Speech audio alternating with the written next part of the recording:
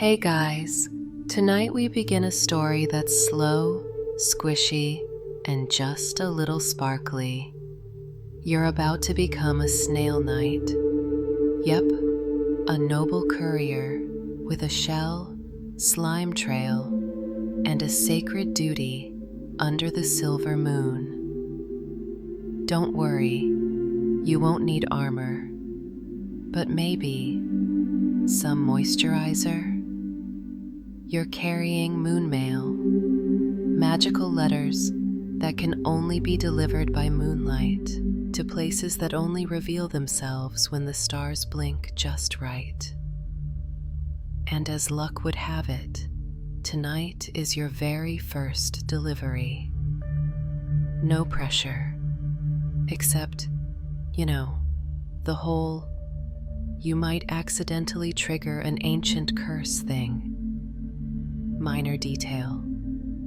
So, before you get comfortable, take a moment to like the video and subscribe, but only if you genuinely enjoy what I do here. And hey, drop your city and what time it is for you right now in the comments. I'm always curious who's snailing along with me across time zones. Now, dim the lights, maybe turn on a fan for that soft background hum, and let's ease into tonight's journey together. You wake up in your little moss-lined mail hut at the edge of the lunar thicket. The moon is full, and the sky's been scrubbed clean by a soft drizzle just an hour ago. You slide slowly because, well, you're a snail, out of your coiled shell bed, blinking, mentally, of course, as the dew-kissed night stretches out before you. Your name is Sir Slipwick the Soft-Shelled. Not exactly legendary, but tonight's the night you change that. The Moonlight Mail Guild sent your first assignment, and it's a big one. One single envelope, thick, sealed with lunar wax, and glowing faintly like it knows secrets. The recipient? Only listed as the one who waits beneath the bell root. That's it. No street address, no zip code. Classic moonmail nonsense. You strap the envelope carefully onto the top of your shell. Mail must never touch snail slime, as decreed by the Guild's 3,411-page Code of Conduct. Then, with a gentle sigh and a tiny sparkle of phosphorescent mucus, no shame, it's natural, you begin your journey into the moonlit unknown. The first challenge, the pebble crossing. Now, to most creatures, it's just a path of shiny stones across a sleepy brook. But for you, it's a coordination nightmare.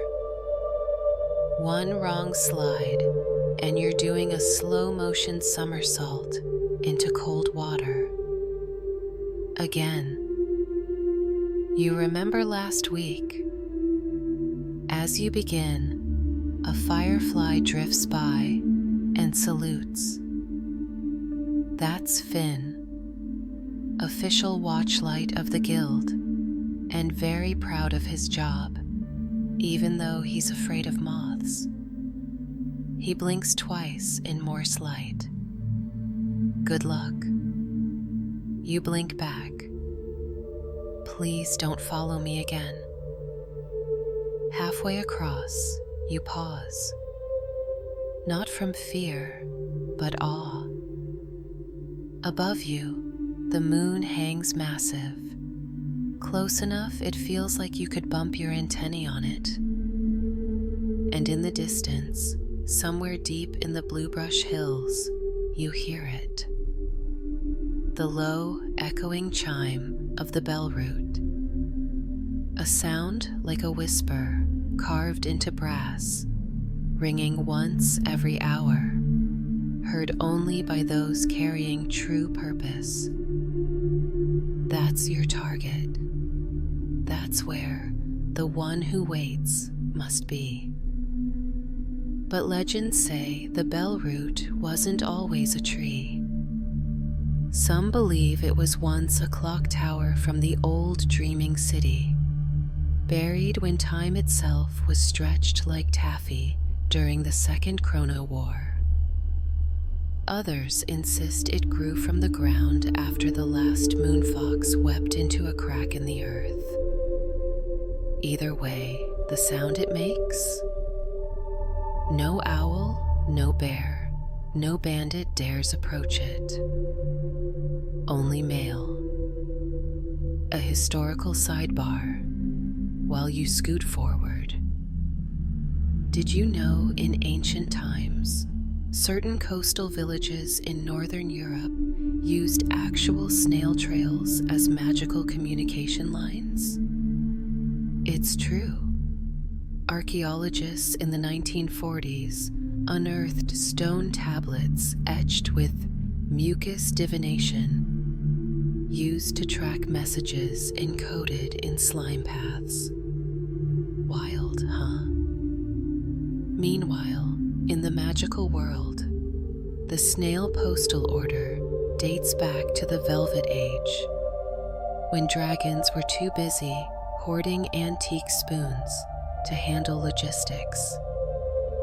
Snail couriers were preferred for secret missions because they left barely any magical trace, and also because almost nobody ever suspects the snail.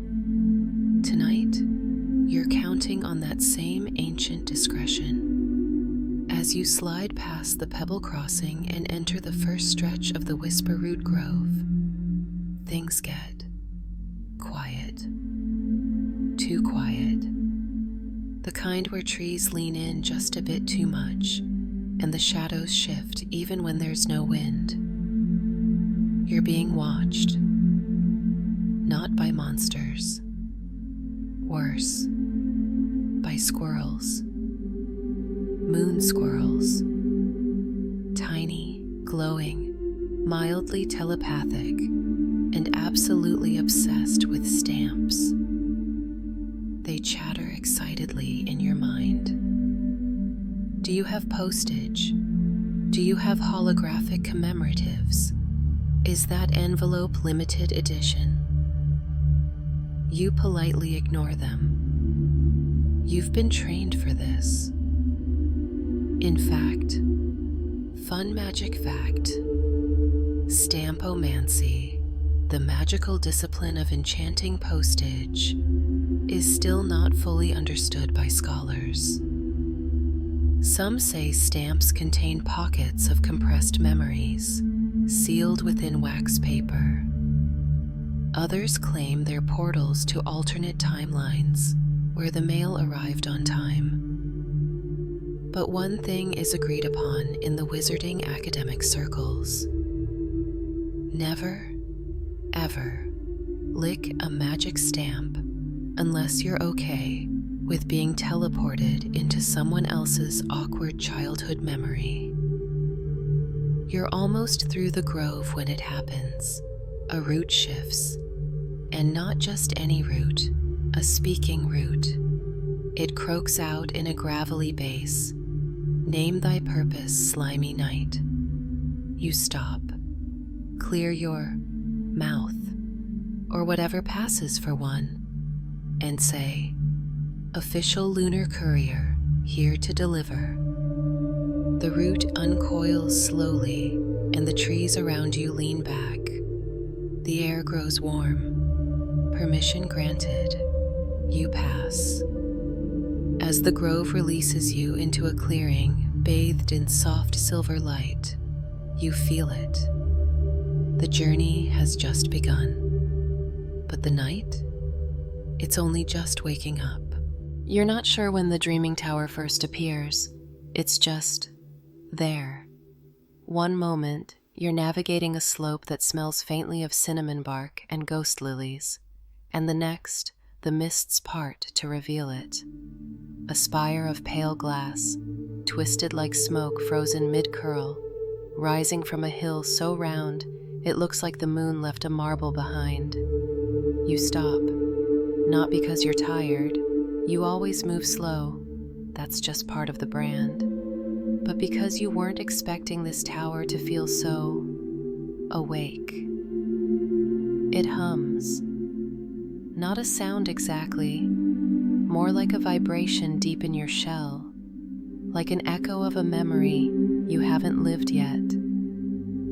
This is the Dreaming Tower, home of the Silver Moon Sage, timekeeper of the Western Crescent, maker of the first true chronospell, also a really good baker, supposedly, though the baked goods only appear on Tuesdays. And today is... you have no idea. The moon doesn't come with a calendar. Anyway, this is your first stop. You slide toward the staircase that spirals around the outside of the tower. Naturally, there's no elevator, because why would a wizard ever make things easy? As you begin your climb, a silvery wind blows down from above, carrying voices not meant for this century. You hear whispers, names, numbers, poetry that only rhymes if you're asleep. Somewhere in the middle of the second spiral, a pigeon skeleton, wearing a tiny postmaster hat, tries to hand you a scroll. You politely decline. It shrugs and dissolves into time dust. Totally normal tower stuff. Halfway up, you take a short break on a mushroom ledge. The view is ridiculous. Below you, the clouds drift like fluffy ghosts on vacation. Stars wheel silently overhead. The bell root chime echoes again. 2 low, resonant tones this time.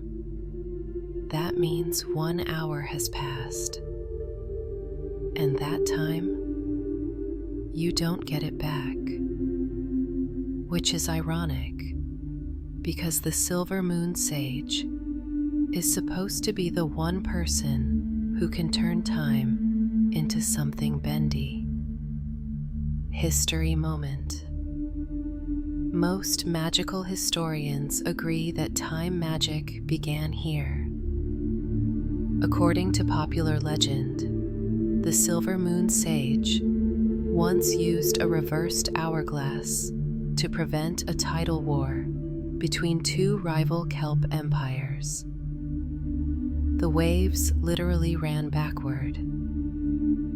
Fish were not happy. However, some scholars argue that the entire story is a metaphor for emotional regression.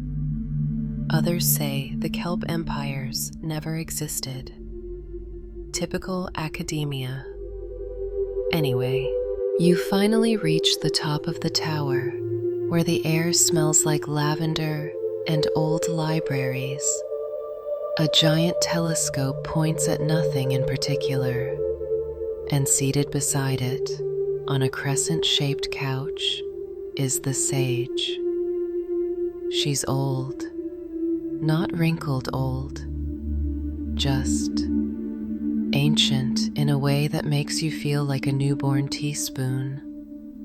Her robe is woven from moonlight and stitched with tiny clocks, each ticking at a slightly different pace. Without turning, she says, "Ah, my favorite kind of guest, one who arrives without knocking." You freeze. "I didn't want to interrupt." She chuckles. "Nonsense. I've been waiting for you. I just wasn't sure which version of you would show up." That's not ominous at all. You approach slowly, the moonmail envelope still strapped to your shell. She eyes it thoughtfully, as if it might burst into song at any moment. "You're heading to the bell route," she says. Not a question. You nod. She taps the armrest, and a little drawer slides open with a pop. Inside, a sliver of moonglass shaped like an hour hand, and a pastry that looks like a cinnamon comet. "Take both," she says. "You'll need the first. The second is just delicious." You ask her, gently, what the glass does. She smiles. "It doesn't tell time. It shows you where time's been ignored." A pause. "Some places pretend the clock never moved forward. That's dangerous. You'll know them when the glass glows." You take the objects carefully, tucking the hour hand into your side pouch and chomping the pastry in one elegant snail bite. It's absurdly good. Probably illegal in 3 timelines. Before you leave, she calls out softly, "One more thing. If you meet the lunar archivist, don't ask what day it is. He'll answer with a riddle, and you'll lose half your memories trying to solve it." Noted. As you descend the tower, much faster this time, thanks to a helpful enchanted slide that appears when you mumble, "My knees hurt," even if you don't have knees. You feel upgraded. Not in a video game sense. In the quiet, dreamy way where something inside you just tilted slightly forward. Like you've become the kind of snail who doesn't just carry the mail, but carries the story behind it. Cold knowledge alert. In certain magical cultures, delivery creatures are considered sacred messengers of fate. In the ancient Moonlit Republic, it was believed that if a snail courier passed through your village, someone's destiny had just changed. This is why inns along the spiral trail still leave out tiny bowls of milk and prophecies overnight. As your slimy self reaches the base of the dreaming tower, the moon above tilts ever so slightly westward.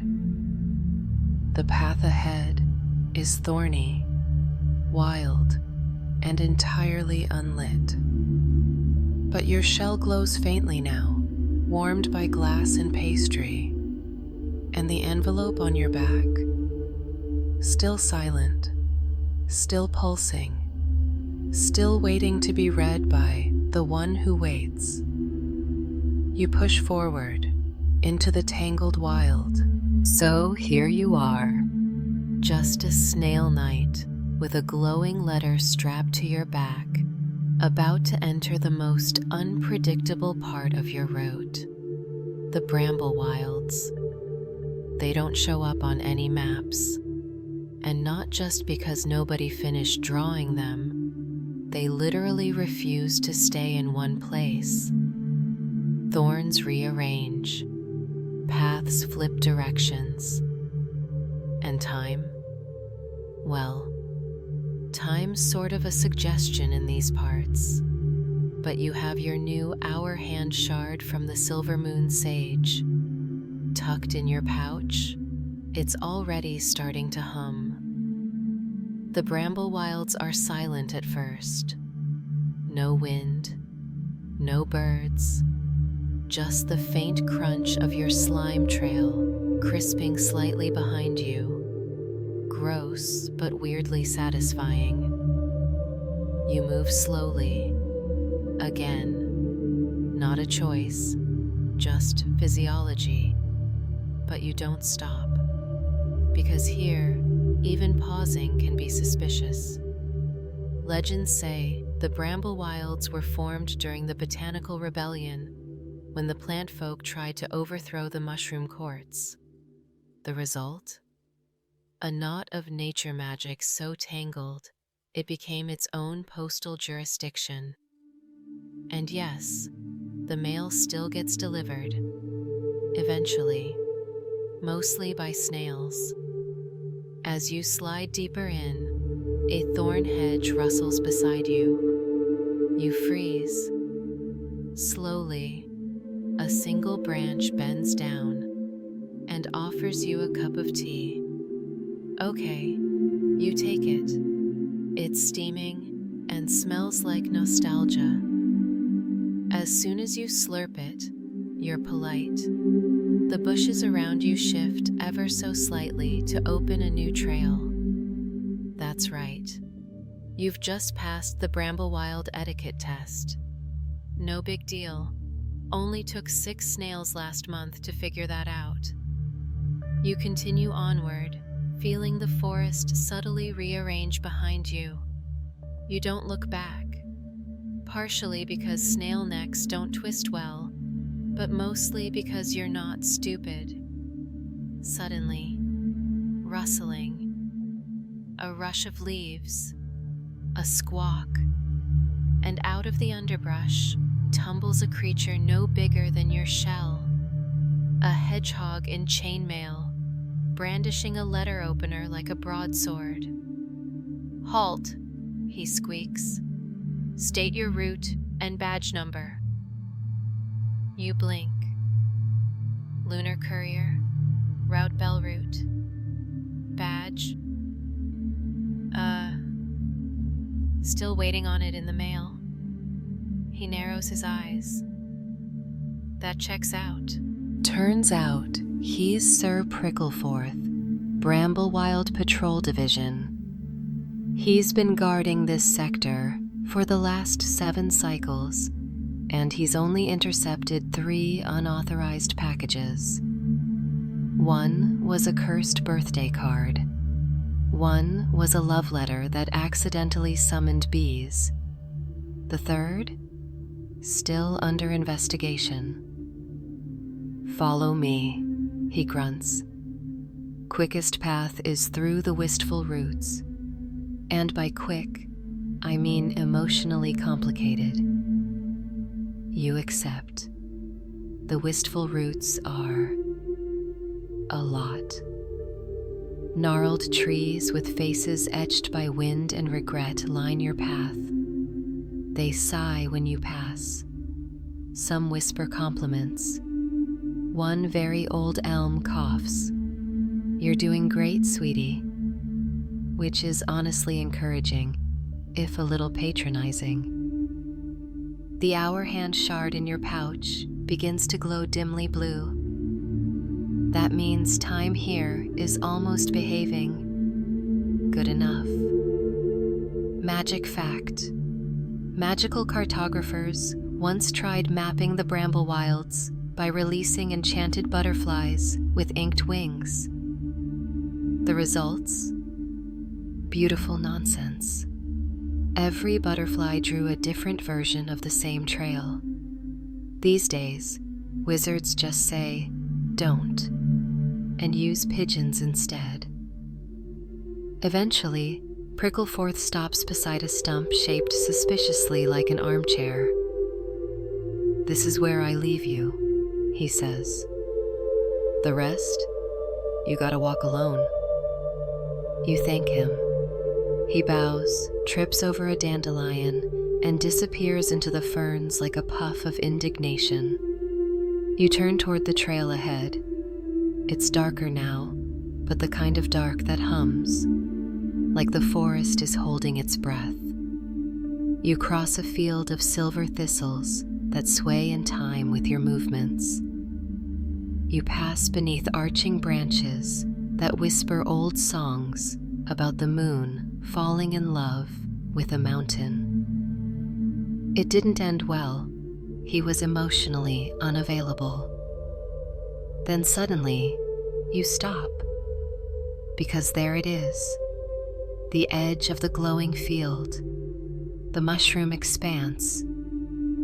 You've reached it, and you realize now what the silver moon sage meant when she said you'd feel it. The mushrooms here don't just glow, they listen. They vibrate gently, responding to footsteps, or in your case, your slow, sticky glide. You step onto the mycelium floor, and it lights up like a map. Paths coil outward like veins of starlight. You're not walking anymore. You're being guided. Also, weird detail. You hear snoring? Yup. It's soft, low, and rhythmically deep, like someone sleeping off a 1,000-year nap. You look up, and there it is. A dragon, asleep, curled around the central mushroom grove like a cat with a hoarding problem, which, to be fair, it is hoarding. The mushrooms are covered in stamps, thousands, all glowing, all humming. Cold magical truth bomb. Dragons are natural stamp collectors. Not because they understand postage. They just like shiny things that smell faintly of wizard. You're careful not to disturb it. You glide past the massive claws, the rumbling belly, and the occasional snort of smoke that puffs out in a tiny puff shaped like a spiral. One of the mushrooms closest to the dragon glows brighter than the rest, and there, inscribed in the cap, is a symbol you recognize. The bellroot sigil. This is a checkpoint. You press your shell against the stalk. There's a brief shimmer, and your mail glows, slightly brighter now. The letter knows you're on the right path. Academic note: the bellroot sigil is one of the few remaining glyphs from the pre-tick era. Scholars still debate whether it represents a literal bell or the idea of resonance itself. Magical linguists can't agree, but fungi apparently get it. As you leave the grove, the dragon murmurs something in its sleep. You swear it sounds like, "Don't forget to tip your delivery beings." You smile. You're getting closer, but the woods, they're not done with you yet. The path beyond the mushroom grove isn't really a path anymore. It's more like a shimmering trail of suggestions.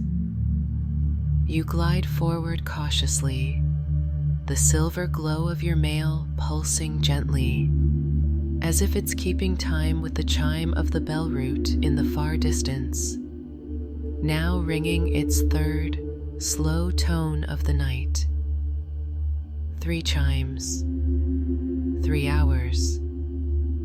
You're behind schedule, which would be fine if you weren't a snail, and if magic time wasn't occasionally sentient. You press on into what's known on very few, very secret maps as the Starlit Tangled.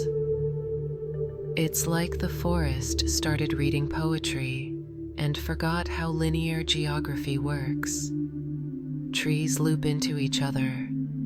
The sky shows constellations that don't exist on regular charts. One of them appears to be a very dramatic goose holding a lantern. The hour hand shard in your pouch begins to twitch. You pull it out.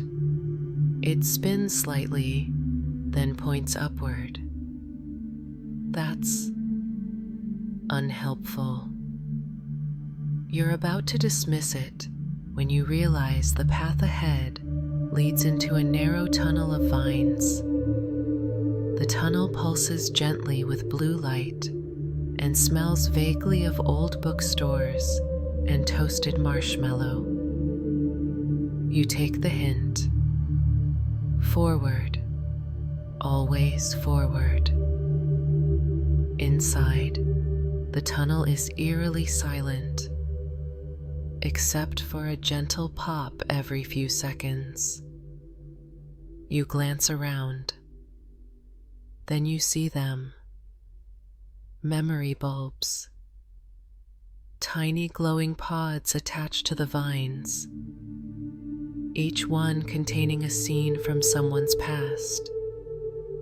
You pass one showing a cat casting its first spell, accidentally turning its tail into licorice. Another shows a wizard child writing a letter that folds itself into a bird and flutters off screen. You pause in front of one that glows a soft lavender, and somehow you recognize it. It's you, a much tinier snail, shivering, sitting in the rain outside the Moonlight Mail Guild. No shell badge, no assignment, just a dream. You blink. The memory fades. You keep going. The academic community, by the way, still doesn't understand memory bulbs. Some think they're formed when a sentient forest watches people for too long. Others say they're naturally occurring magical dreams that got stuck in plant form. One theory claims they're actually emotional hiccups left behind after spellwork misfires. The magical world calls this phenomenon cognitive photosynthesis, because of course it does. You emerge from the tunnel onto a ridge, and there it is, the star-marked maze, woven entirely from living branches, silver reeds, and what appears to be constellations trapped in mist.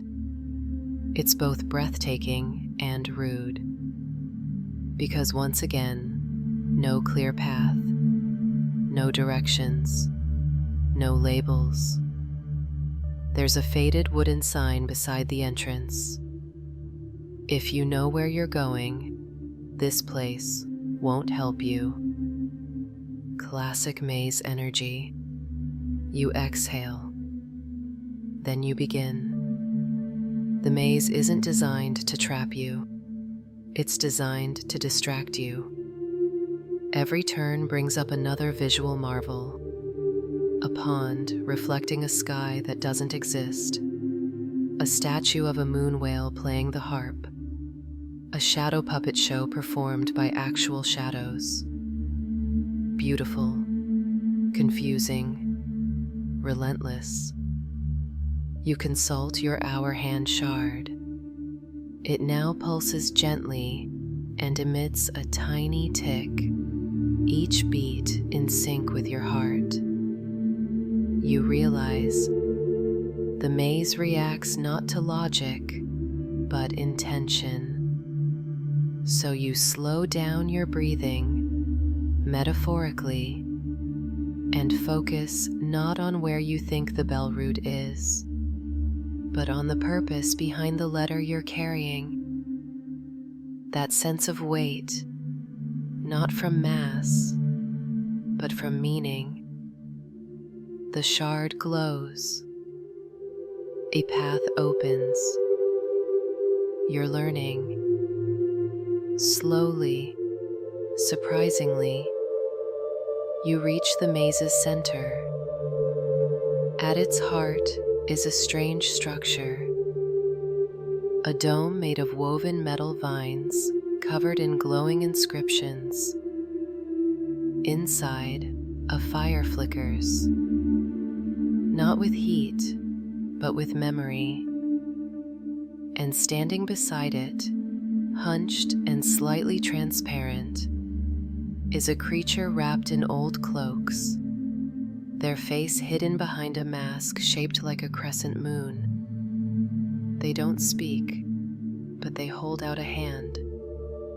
This is the lunar archivist. And suddenly you remember what the silver moon sage warned you. If you meet the lunar archivist, don't ask what day it is. You freeze. The archivist tilts their head, clearly waiting. Instead of speaking, you offer the mail. Their fingers pass just close enough to the seal that the envelope shivers. The archivist traces a sigil in the air, and the seal flares briefly, then settles. They don't open it. Instead, they raise a second envelope. A reply. Already written, already glowing. They set it gently on your shell, then murmur something too soft to hear. The fire behind them roars momentarily. Images flash in the flames. You see yourself climbing the dreaming tower again, but this time wearing a crown. You see a glowing city, a black sky full of bells, a door that opens inward. You blink. The fire dims. The archivist is gone. Just a pile of ash, and the faint sound of ticking. You leave the dome without looking back. Because, again, you're not stupid. A cold but fascinating bit of knowledge. Some believe the lunar archivist is not a person, but a role. That whoever receives the final moon letter becomes the next archivist, forever bound to collect forgotten answers in exchange for never asking questions again. Comforting. As you leave the maze, the forest opens back up. The chime rings again. 4 now. Only 1 more left. The bell route is close. And the letter on your back. It's glowing like it knows what comes next. You'd think, after memory bulbs, starlit labyrinths, and an emotionally ambiguous archivist, things might calm down. You'd be wrong. Because the next stretch of your journey is known by precisely no one as the mildly haunted valley of mostly peaceful whispers.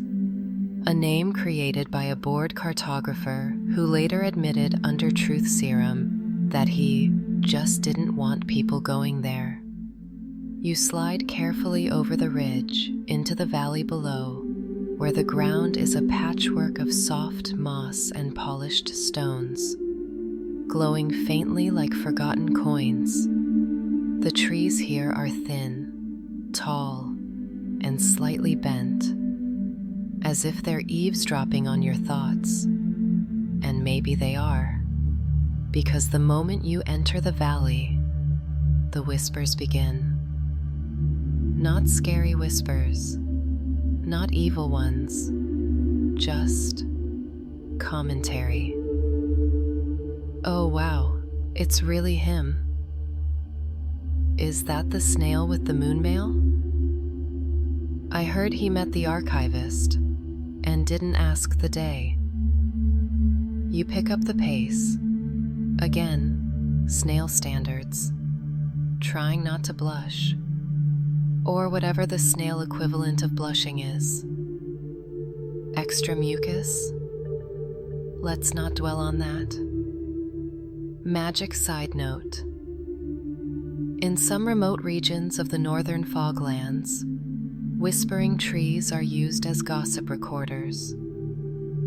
Villagers purposely argue near them to store drama for later. Unsurprisingly, these trees are banned from official wizard courtrooms. You move forward, letting the valley hum behind you. But the light begins to shift, not in color, in mood. You pass a large, shattered sundial embedded in a hill. Its shadow points the wrong direction, and around its base are symbols in a language you almost, but not quite, recognize. You pause. The hour hand shard in your pouch begins to throb. This place is wrong. And just as you realize that, something shifts in the air, a faint metallic clang, like a bell ringing beneath the ground. Then, silence. Then, movement. Something stirs in the valley. Not a creature, not a wind, a memory. From beneath the broken sundial, a faint outline begins to rise. It looks like a person, except it's made of sand, or ash, or both. It's not hostile, just confused. It tilts its head at you. You glance at the mail on your shell, then back at the figure, and then you say something you didn't know you were going to say. You missed your letter, didn't you? The figure nods, very slowly, and then it begins to fade. Poof. Gone. No fanfare. No sound. Just the soft exhale of an undone task finally acknowledged. Some in the magical academic circles refer to this as a missive echo, a soul imprint left behind when a message goes undelivered for too long. Most scholars argue about whether it's tragic or just very bad customer service. You press onward, and soon the path takes you into a clearing filled with tall, bell-shaped flowers. They glow softly with internal moonlight and sway even though there's no wind. As you approach, each flower releases a faint ding, a note like tiny wind chimes being politely excited. You've entered the field of resounding intention. This is where the bellroot's influence begins to resonate strongest. Every step you take, ding. Every thought you focus on, ding. The air is musical with meaning. You stop in the center of the field and close your eyes. Your hour hand shard is no longer glowing. Instead, it simply points in one steady direction, north-northeast, toward a crooked tree on the far hill. You're close. As you move through the field, the bellflowers chime louder, but not annoyingly. It's as if the world is gently affirming your steps. Fun, weird, magical fact. A recent study by Professor Lindwisker of the Moonlight Conservatory suggests that the bellflowers are psychically tuned to intention rather than movement. Apparently, they ignore people who are just wandering around looking poetic, which is a common magical pastime. The field narrows into a steep trail winding up a hill.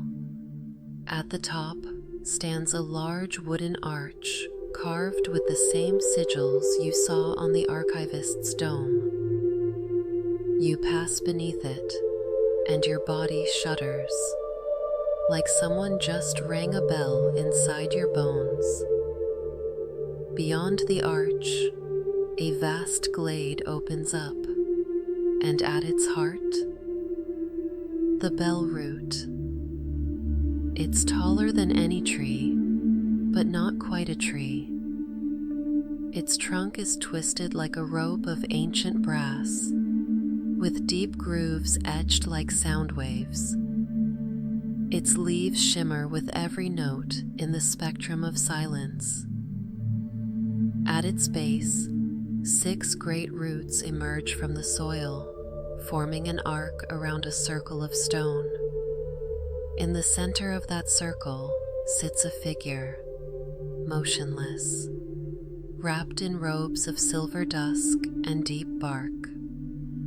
And though they make no sound, you know, this is the one who waits beneath the bell root.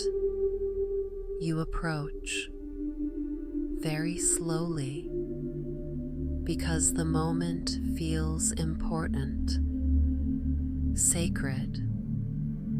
You remove the moonmail from your shell and place it gently on the stone before them. The moment it touches the stone, boom, a deep, resonant chime echoes from the bell root, not just through the glade, but through you, through the entire valley, through time. A 5th chime, the final hour, delivered. The figure lifts their head. You still can't see their face. They don't speak, but they raise one hand, and the letter lifts, unfolds, and dissolves into starlight. You hear a voice, not out loud, not in your head, in your purpose. It says, "Thank you. The night remembers now." Then the figure stands and walks into the bell root, literally, through the bark, and vanishes. You blink twice, then realize something even stranger. The glade is brighter, the sky is softer, and the moon, smiling, if that's possible, which it totally might be. You've done it. The mail is delivered, but the journey, not over yet, because now you carry something else. A reply, still warm, still glowing, still unread. And somewhere out there, someone's waiting for your delivery. So here you are again, snail shell a little scuffed, trail a little stickier than usual, but victorious. You just delivered moonmail to the bell root, met a possibly metaphysical entity with 0 small talk skills, and triggered a forest-wide chime event that might have reset a cosmic clock or two. And yet, your job's not done, because you're now carrying something unexpected, a reply, folded, sealed, and humming softly with purpose. A note born from moonlight and ancient memory, addressed to, well, that's the thing. There's no recipient name this time, just a single symbol on the wax seal, an open eye surrounded by stars. Your hour hand shard doesn't point anymore. It spins slowly in your pouch, like it's listening for a voice too distant to catch. Great. Now even your magical compass is going through an identity crisis. But you don't panic, mostly because you're a snail, and snails, scientifically, are incapable of panic. They just pause very dramatically. You leave the bellroot glade behind and descend toward the lower marshes. The path turns soft under your foot muscle, technical term, and fireflies begin to gather overhead, forming glowing ribbons that drift like sleepy comets. Then you see it, a wooden post sticking out of the mud, carved with crooked runes. A new sign. Mail must now move through the marsh of echoed names. Of course it must. You sigh and roll on. Now, the marsh of echoed names is not nearly as dramatic as its title implies. At least, not at first. It's a quiet, misty expanse with ankle-high fog, or shell-high in your case, and the air smells like moss, wet parchment, and unresolved secrets. But after a few minutes, the whispers begin.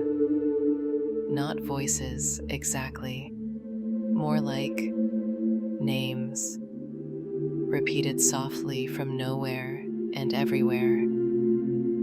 At first, they're unfamiliar. Thestra, Molin, Velshar. Then, a familiar one. Slipwick. You freeze. Then again. Sir Slipwick.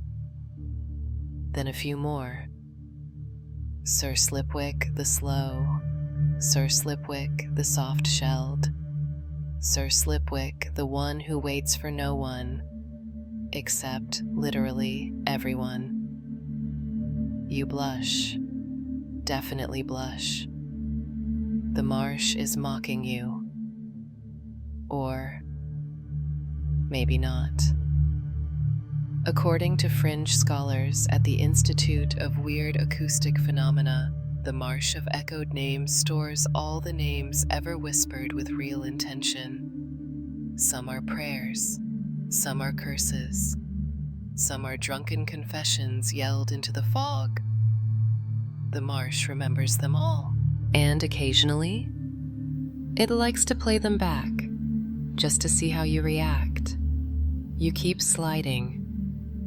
Eventually, the marsh gives way to a flat island covered in stones carved with runes and initials.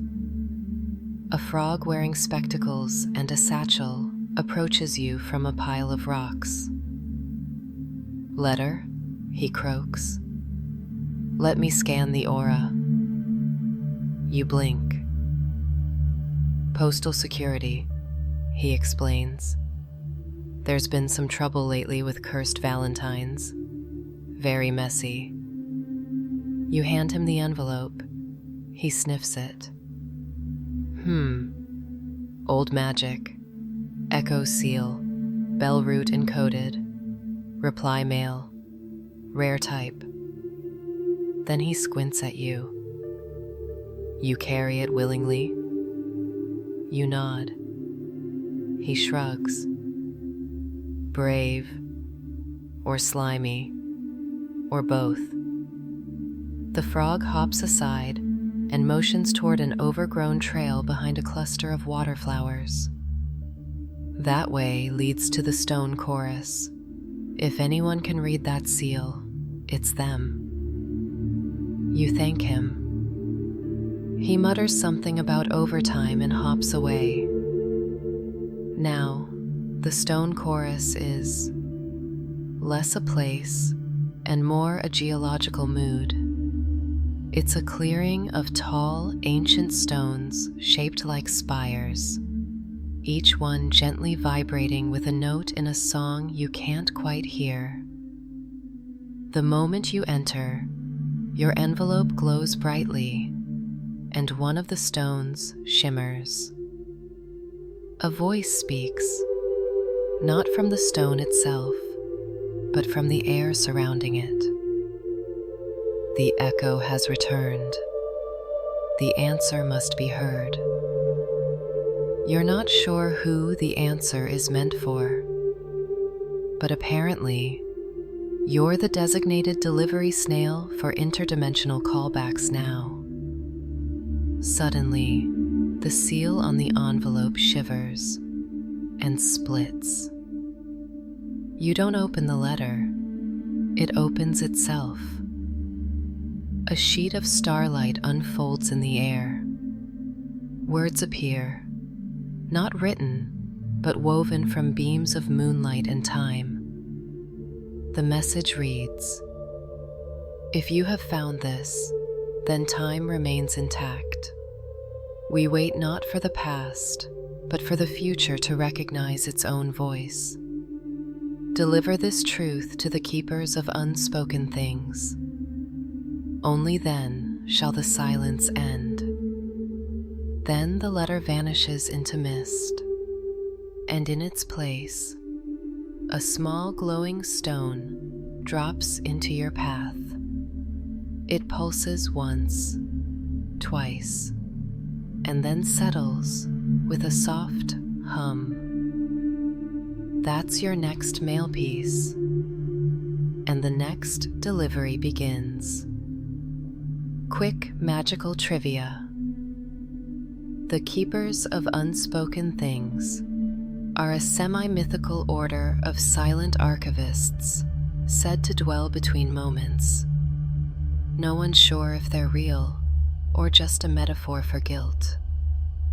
The magical academia world remains deeply undecided, but your job is clear. You pick up the stone. It's warm. It doesn't hum with danger, just potential. You tuck it under your shell strap and look up. The sky is changing again. The moon's shifting westward. You've got 2 more stops, and the quietest ones tend to speak the loudest. The trail you follow now isn't really a trail. It's more like an agreement between moonlight and dirt. It leads you gently up into the high ridges, where wind tastes faintly of ozone and wild thyme, and every now and then, a rock politely scoots out of your way. You're still carrying the glowing stone, the one left behind by the dissolving reply letter. It pulses against your shell like a tiny heartbeat, not in a scary way, more like it's checking in on you, which is sweet and also mildly unsettling. You've named it Thump because, well, that's what it does. And because naming enchanted delivery items makes them statistically 63% less likely to explode. That's just good courier science. The path leads you into a canyon of quartz-veined cliffs. The air is quiet here, in that way where quiet feels like something watching you respectfully. You're entering Discourse Hollow, the ancient debate chambers of the Moonlight Wizarding Academies, or at least their ruins. Long ago, this place echoed with philosophical shouting matches, high-level spell debates, and the occasional very polite magical duel. "Excuse me, sir, may I briefly set your wand on fire?" But now, only the wind remains, and the echoes of unresolved arguments. You know you're in the right place when a stone slab levitates in front of you, flashes with magical sigils, and demands, "State your thesis." You panic for a moment and blurt out, "Mail is still the most powerful kind of magic." The slab hums, pauses, then slowly lowers itself. Accepted. You're in. The ruins stretch wide, pillars tipped with stars, shattered observatories, half-melted sundials. But at the center, one building still stands, the Chamber of Unsure Conclusions. Inside, rows of stone benches face a massive round platform. On it, a dozen ghostly figures are currently in mid-debate, gesturing wildly with spectral arms. One slams the table. Aha! But if time is an illusion, then explain the calendar. Another scoffs. I haven't trusted a calendar since the leap year fiasco of 12B. You cough softly. The ghosts all turn. Ah, says the oldest one, floating slightly above the ground. The courier. Another nods. About time. And yes, we do mean that both literally and sarcastically. You explain your delivery. A glowing stone, left behind by a message that seemed more poem than letter, meant for the keepers of unspoken things. The ghosts go quiet. Very quiet. Then one of them says, "Well, that's a problem." You blink. Why?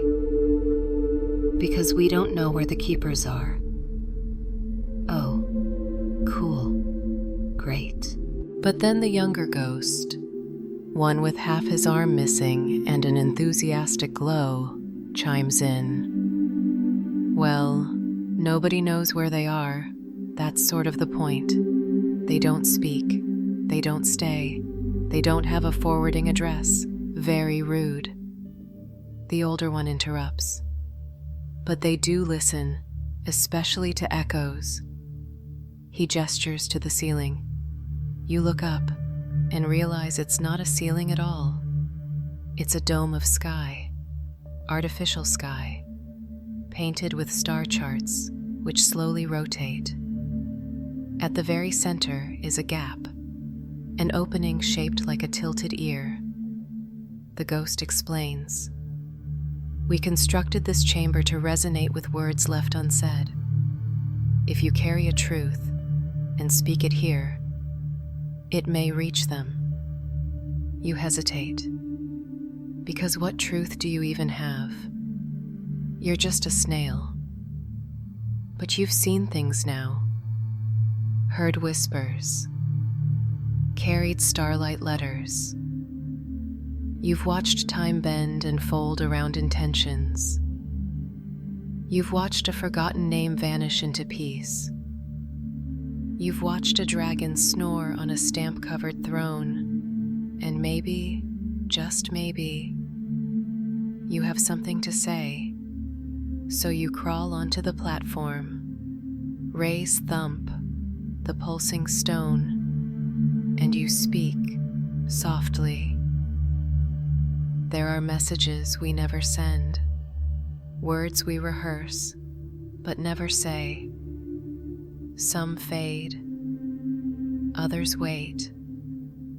I carry one now, and I speak, not to be heard, but to be understood. You're not sure if you say it out loud, or if you think it hard enough to echo. But the stone in your grip begins to glow, brighter than before. And somewhere far away, you feel it. Something hears you. The ghosts around you bow, deeply, respectfully. One murmurs, "Well said." Another mutters, "I give that a 9.6, but the emotional resonance carried it."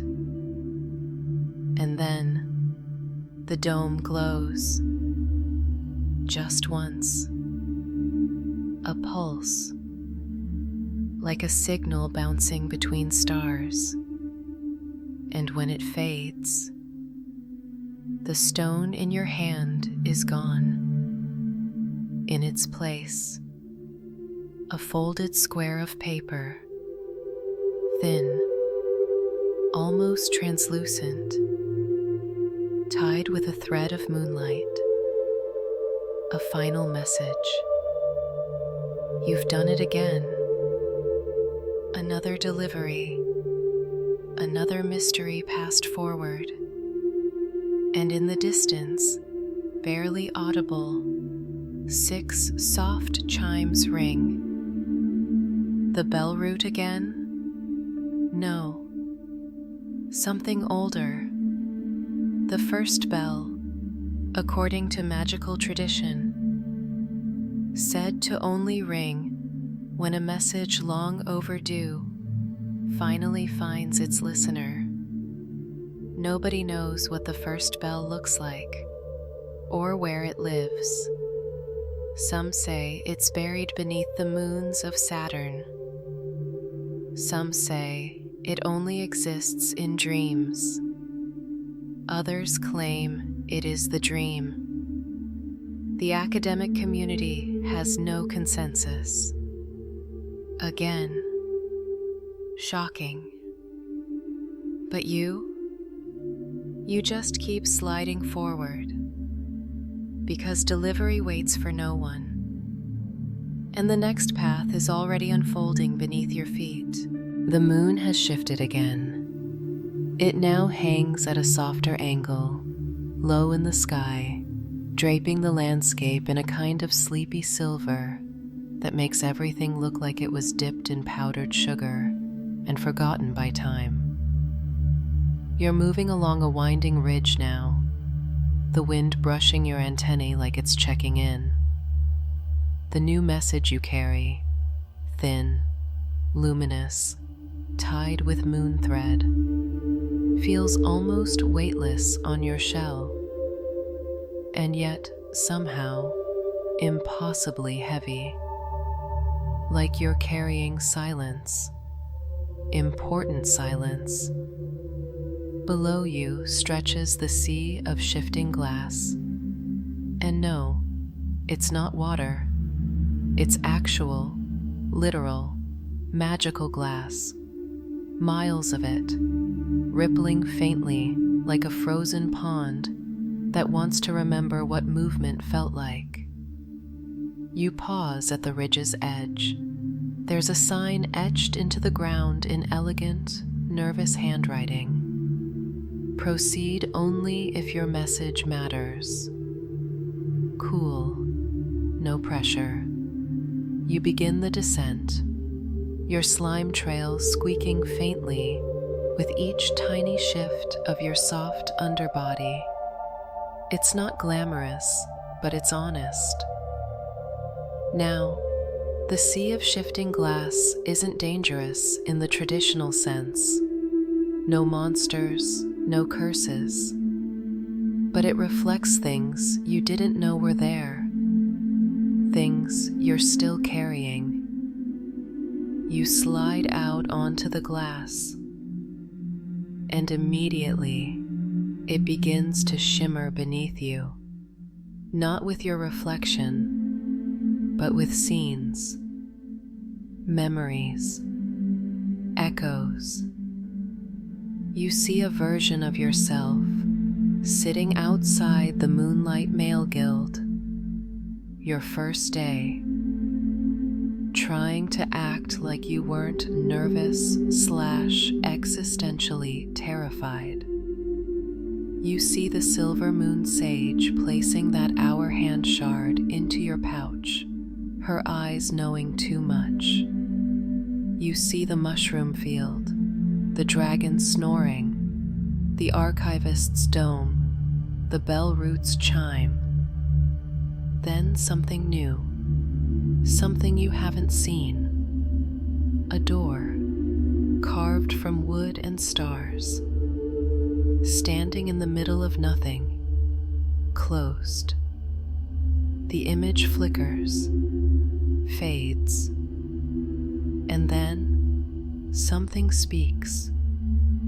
Not aloud, not in your head, but in the air around you. The message you carry is not a letter. It is a lockpick. You keep sliding. Academic note: the sea of shifting glass was discovered by accident when a moon mage tried to trap a meteor's memory in a mirror. Instead, they captured a whole chunk of unfinished time. Today It's mostly used for secret scrying and existential meltdowns. Field trips are not allowed without a supervisor. As you near the center of the sea, the glass ripples under you, not from your weight, from attention. Something is watching. No, listening. And then you see it. A figure on the far edge, hooded, motionless, waiting. You approach slowly, every inch of your being whispering, "This is it. This is where the letter goes." The figure doesn't move, but somehow you understand. Place it here. You ease the thread-bound message onto the glass. The moment it leaves your shell, the letter unfolds, not in paper, but in light. It projects a phrase, written in lunar script, drifting in the space between seconds. The story was never forgotten, just waiting to be remembered aloud. The figure nods once, slowly, and reaches toward the projection. As their hand brushes the light, they vanish, gone, like they'd only been borrowed from reality for this moment. And the sea? It sings, softly, wordlessly, but beautifully, like a choir made of wind and lullabies, and the sound of someone finally getting a reply they've waited 1,000 years to hear. You sit there. Yes, sit. For a while. No one's timing you now. The sea ripples beneath you, calm at last. And then a tiny pop echoes behind you. You turn. A small envelope has appeared. On it, a wax seal shaped like a snail shell. It's addressed to you. You blink, and very carefully, you open it. Inside, a tiny scrap of parchment with just 4 words, written in shimmering blue ink. You were always enough. You don't cry. Okay, you cry a little.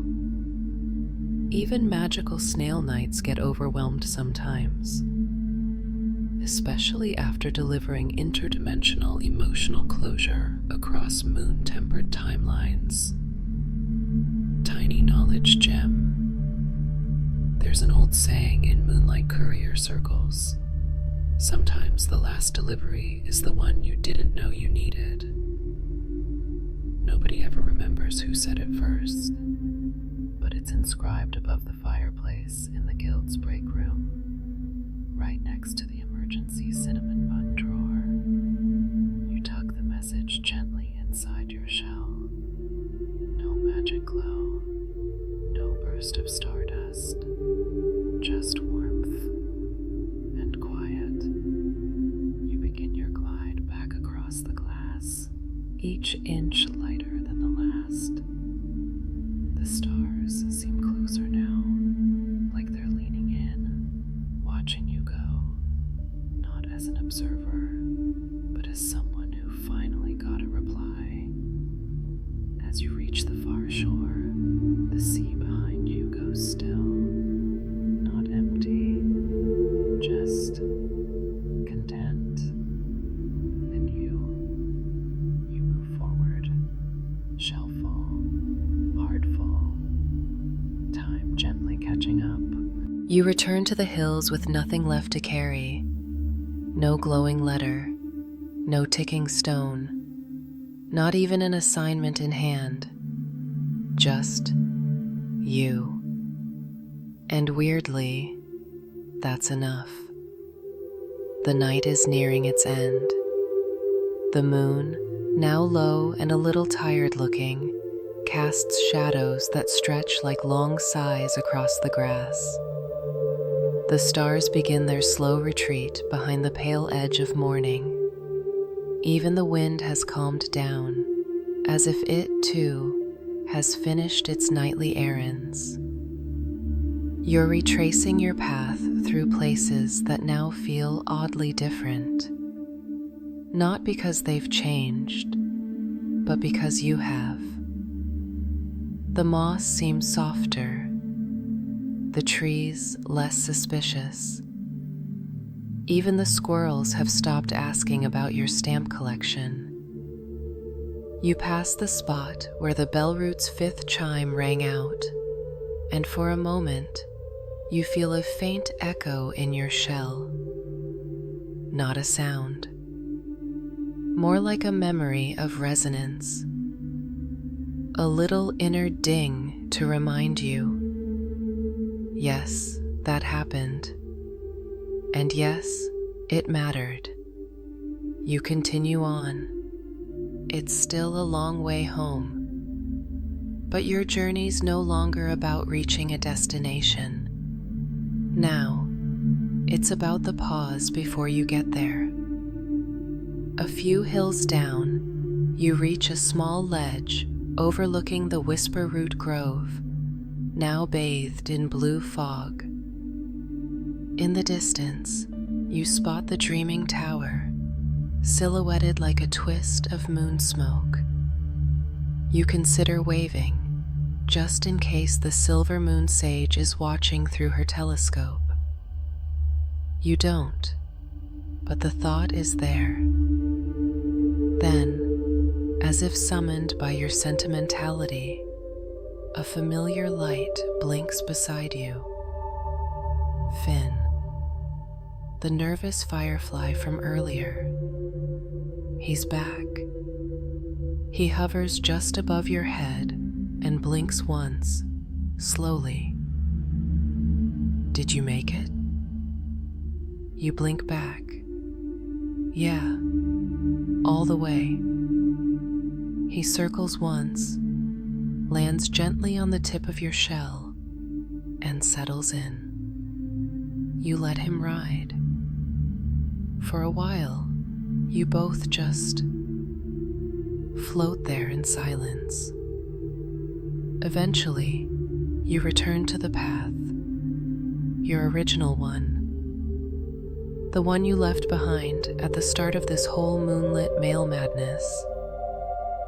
You reach your mossy little mail hut.